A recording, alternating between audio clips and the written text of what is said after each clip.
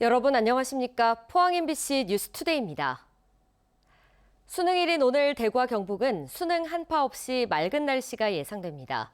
다만 일교차가 크게 벌어져 기온 변화에 대비 잘하셔야겠는데요. 자세한 날씨 유아경 기상캐스터가 전해드립니다.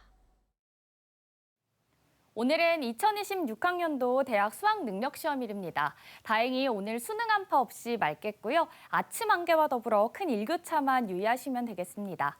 오늘 오전까지 대구와 경북 내륙을 중심으로 안개가 예상되는데요. 일부 경북 내륙에는 가시거리 200m 안팎의 짙은 안개가 끼어 있는 곳도 있겠습니다. 해가 뜨면 안개가 걷히고 기온이 큰 폭으로 올라 일교차가 15도 안팎으로 크게 벌어지겠습니다. 자세한 기온 살펴보시면 오늘 대구의 아침 기온은 5도, 안동은 2도, 포항은 10도 가리키고 있고요. 낮에는 대부분 지역에서 오늘 16도에서 19도 분포 예상됩니다. 다만 경북 내륙과 일부 높은 산지를 중심으로는 아침에 기온이 영하권을 보이며 서리가 내리거나 얼음이 어는 곳도 있겠습니다. 오늘 낮과 밤의 기온차가 커 입고 벗기 쉬운 겉옷을 챙기는 등 체온 관리 잘해주시기 바랍니다. 주말까지 평년과 비슷한 기온 이어지며 일교차만 크겠고요. 다음 주 찬 공기가 유입돼 기온이 영하권으로 뚝 떨어질 전망입니다. 날씨였습니다. 최근 제주도에서 10차례, 포항에서는 3차례 마약으로 추정되는 물질이 해안가에서 연이어 발견되고 있습니다.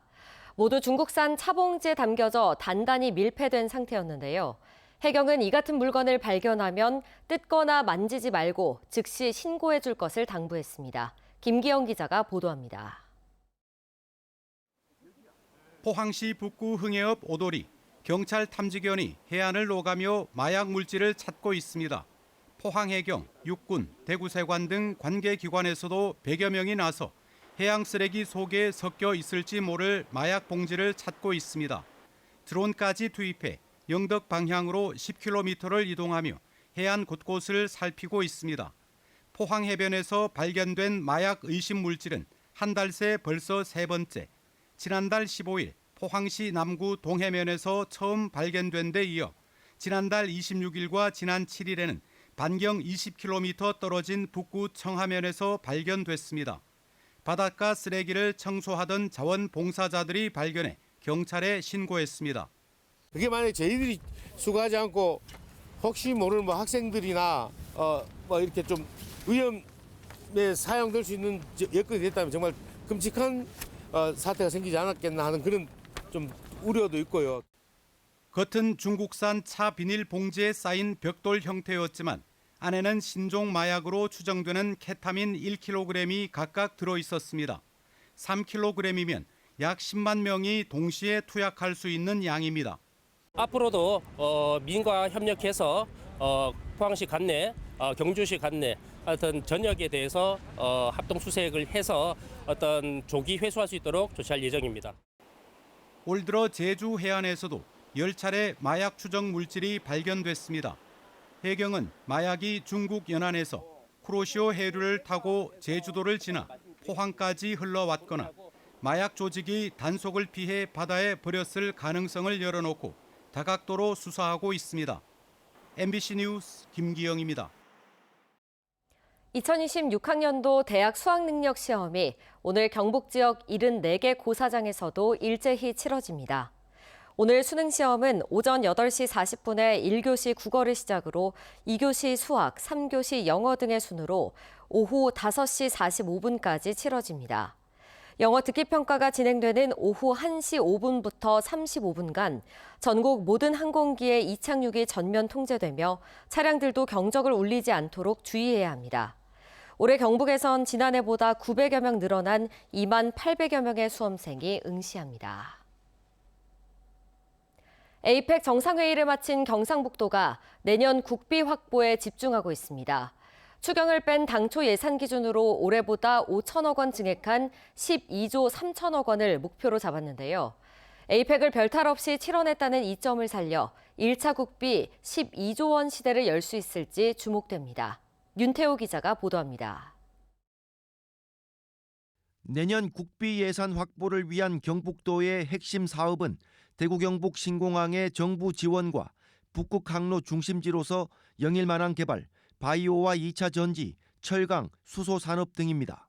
특히 신공항은 지자체가 알아서 하라고 내버려 두면 답이 없다는 점을 강조하며 국회를 설득하고 있습니다.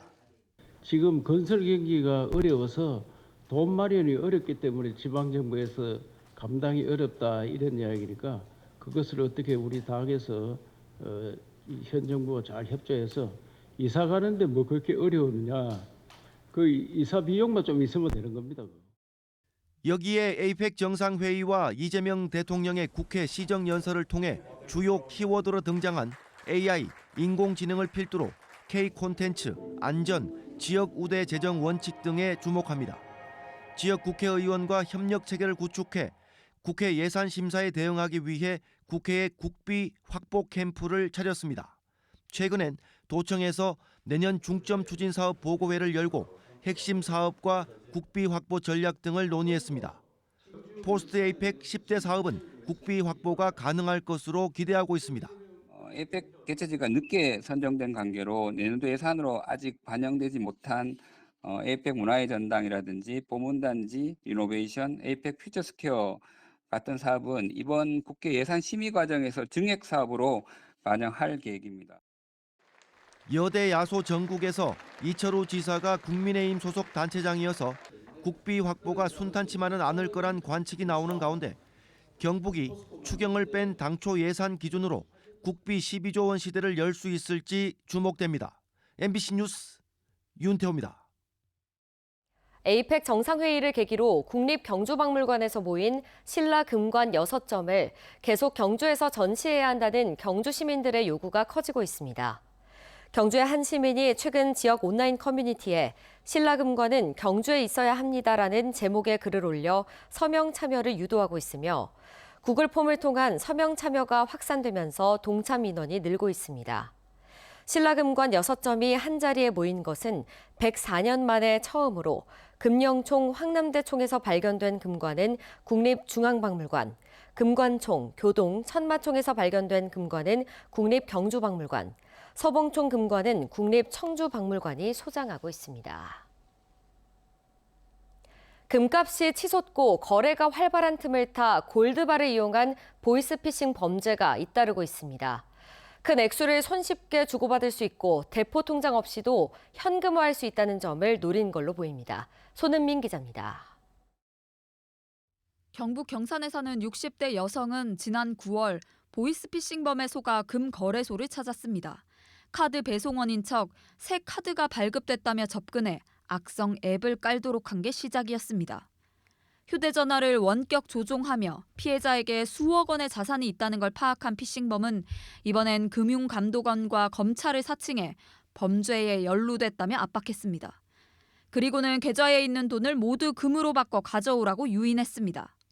재산을 다른 우리가 보관해주겠다 이런 식으로 해서 이렇게 뭐 돈도 받고 뭐 수표를 바꿔서 금으로 달라 해서 금으로도 받고 핸드폰을 다 뭐 이제 좀비폰을 만들고 하기 때문에 이 사람의 금융자산 내역을 대부분 좀 알고 있거든요. 피해자는 금 거래소를 돌며 이런 골드바 1억 4천만 원 상당을 사서 보이스피싱 수거책에게 전달했습니다. 최근 전국에서 골드바 매입형 보이스피싱 범죄가 잇따르고 있습니다. 수천만 원에서 억대에 이르는 큰 돈을 손쉽게 거래할 수 있다는 점을 악용했습니다.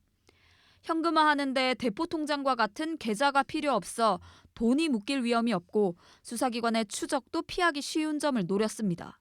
녹여버리면 그 금의 형태를 알 수가 없잖아요. 그러면 이게 뭐 어떤 곳에서 구매했는 금인지 또는 어떤 곳에서 생산했는 금인지를 출처를 확인을 할 수가 없어요. 피해 규모가 거의 뭐 억 단위. 경찰은 악성 앱을 까는 것부터 피싱범의 조종을 당하는 시작이라고 경고했습니다. 절대 URL을 통한 앱을 내려받지 말아야 합니다. 특히 수사기관이나 금융기관에선 시민들에게 현금이나 현물을 요구하는 경우가 없다고 밝혔습니다. MBC 뉴스 손은민입니다. 포스코홀딩스가 2차 전지 소재 원료 경쟁력 강화를 위해 1조 1천억 원을 투자해 호주와 아르헨티나의 우량 리튬 자원 확보에 나섭니다. 이는 글로벌 리튬 자원에 대한 신속하고 공격적인 투자를 통해 원가 경쟁력 강화와 안정적 원료 확보를 동시에 추진하겠다는 포스코그룹 2차 전지 소재 사업 전략의 일환입니다. 포스코그룹은 지난해 장인화 회장 취임 후 반세기를 넘게 이어온 제철 보국과 2차 전지 소재의 국산화를 통한 소재 보국 두 가지 분야를 핵심으로 사업 포트폴리오를 재편한 바 있습니다. 내년부터 시작될 농어촌 기본소득 시범 사업에 영양군을 비롯해 소멸 위기에 있는 전국 7개 군 지역이 선정돼 큰 기대를 모으고 있습니다. 그런데 이들 지역의 사업이 시작되기도 전인데 벌써부터 놀라운 변화가 일고 있습니다. 전국 내륙에서 인구가 가장 적은 영양군은 감소세던 인구가 반전돼 지난달 사상 최대치의 증가폭을 기록했습니다. 이정희 기자의 보도입니다. 은퇴 후 부모님이 사시던 고향집으로 돌아온 조성기 씨. 부부가 함께 텃밭을 가꾸며 조금씩 농촌 생활에 적응하고 있습니다. 귀촌 후 알게 된 농어촌 기본소득 시범사업 선정 소식은 덤으로 받은 선물 같습니다. 고향은 오고 싶었어요. 노년에도 이곳에서 생활하고 싶어서 왔습니다. 덤으로 주는 보너스다 그래 생각하고. 요즘 영양군 읍면행정복지센터에는 전입을 문의하는 사례가 크게 늘었습니다. 실제로 전화도 많이 오고 전입 신고도 지금 많이 오고 있습니다. 영양에 대한 관심도가 많이 높아진 것 같아요. 농어촌 기본소득 시범지역 선정 발표가 난 지난달 영양군 전입 가구는 무려 118가구, 350명이 새로 이주해 왔습니다. 사망 등 자연 감소를 감안하더라도 283명이 증가한 겁니다. 올해 영양군 전체 인구는 15,000명마저 위태했지만 농어촌 기본소득 시범지역 선정 이후 증가세로 돌아섰습니다. 줄어가던 영양군 인구가 한 달 만에 세 자릿수로 증가한 건 지난 92년 인구 통계 전산화 이후 처음입니다. 온통 화제가 이제 그 인구분들은 그 이제 2년간 사업이다 보니까 또 내년에 또 1월부터 우리가 시행을 할 텐데 분명히 더 이상의 성과가 있을 것으로 기대되고 있습니다. 영양군뿐 아니라 농어촌 기본소득 시범지역으로 선정된 전국 7개 지역을 모두 비교해 봤더니 하나같이 인구가 늘었습니다. 사업 시작도 전에 줄어들기만 하던 인구가 증가세로 돌아서면서 해당 지자체는 흥분과 기대를 감추지 못하고 있습니다. 지역 경제도 활성화시키고 인구도 늘리고 그렇게 얘기합니다. 그래서 앞으로 저희들이 목표로 하는 게 인구 증가를 한 4.7% 이상 늘릴 걸 목표로 하고 있고요. 기대 효과에 따른 일시적인 유입에 그치지 않도록 주거, 일자리 등의 인프라 구축도 필요할 것으로 보입니다. MBC 뉴스 이정희입니다. 영덕군은 수산 가공 분야 외국인 계절 근로자 80명을 대상으로 영덕 로하스 수산식품센터 강당에서 입국 교육을 실시했습니다. 이번 교육에서는 최저임금, 근로시간, 인권 보호 등 근로자와 고용주가 반드시 숙지해야 할 사항에 대해 안내했습니다. 외국인 계절 근로자 프로그램은 일손 부족 문제를 해소하기 위해 외국인 근로자를 최대 8개월간 고용할 수 있는 제도로 참여 근로자들은 오징어, 가자미 등 수산물을 가공하는 영덕 지역 수산업체 26곳에서 근무하게 됩니다. 미래농업의 비전을 모색하고 포항농업인의 노고를 격려하기 위한 제4회 포항농업인 한마음 대회가 어제 만인당 광장에서 열렸습니다.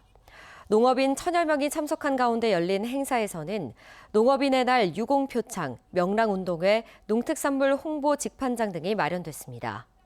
서윤서 포항시 농업인 단체협의 회장은 농업의 가치와 농업인의 자부심이 더욱 높아지기 위해서는 도농 간 격차 해소에 정부와 지자체의 지원이 필요하다고 말했습니다.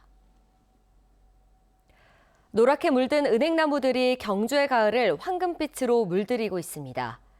강동면 왕신리의 운곡서원 은행나무는 수령 400년의 고목으로 매년 11월 초중순이면 황금빛 잎이 유연정과 어우러져 고즈넉한 정취를 자아내고 있습니다. 높이 22m에 이르는 안강읍 하곡마을 입구의 하곡리 은행나무는 웅장한 자태를 뽐내고 있으며 동부동 경주문화원 향토사료관 뒤뜰에 500년 된 은행나무는 경상북도 기념물로 지정된 노거수로서 도심 한복판에서 평온한 풍경을 선사합니다.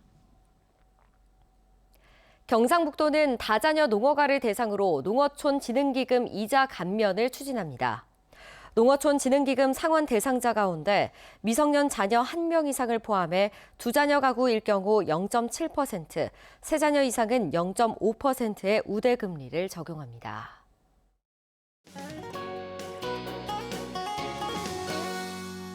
오늘은 2026학년도 대학 수학능력시험일입니다. 다행히 오늘 수능 한파 없이 맑겠고요. 아침 한개와 더불어 큰 일교차만 유의하시면 되겠습니다. 오늘 오전까지 대구와 경북 내륙을 중심으로는 안개가 예상되는데요. 일부 경북 내륙에는 가시거리 200m 안팎의 짙은 안개가 끼어 있는 곳도 있겠습니다. 해가 뜨면 안개가 걷히고 기온이 큰 폭으로 올라 일교차도 15도 안팎으로 크게 벌어지겠습니다. 자세한 기온 살펴보시면 오늘 대구의 아침 기온은 5도, 안동은 2도, 포항은 10도 가리키고 있고요.